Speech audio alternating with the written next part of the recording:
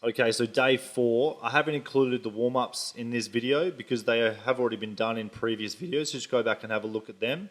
So what we're doing today is 50 seconds of each exercise with a 10-second rest between each exercise, and we're going for 5 rounds. So starting off with your mountain climbers, so in push-up position, we're trying to get the knees up to the elbows and sort of running on the spot.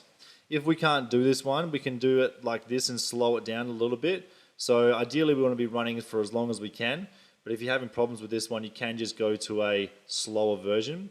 We're then going to our toe taps. So what we're trying to do is just basically bounce between each foot, tapping the top of the platform.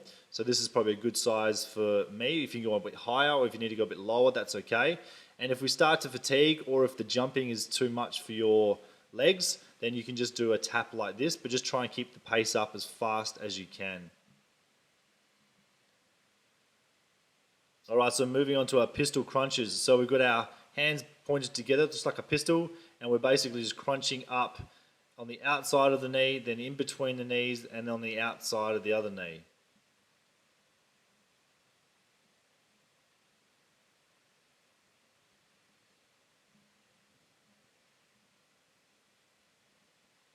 Alright, moving on to everyone's favourite, some burpees.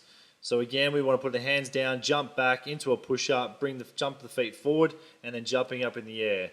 Your alternative for this is to step back into a push-up, step forward, and then hands above your head.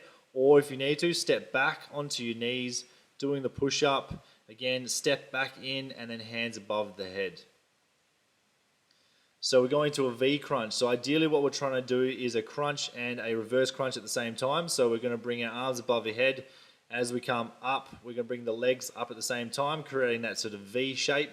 So we're engaging the entire ab section for this exercise.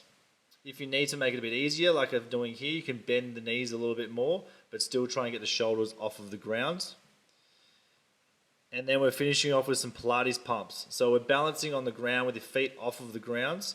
We're going to put our arms out straight and you just pulsate from the shoulder joint.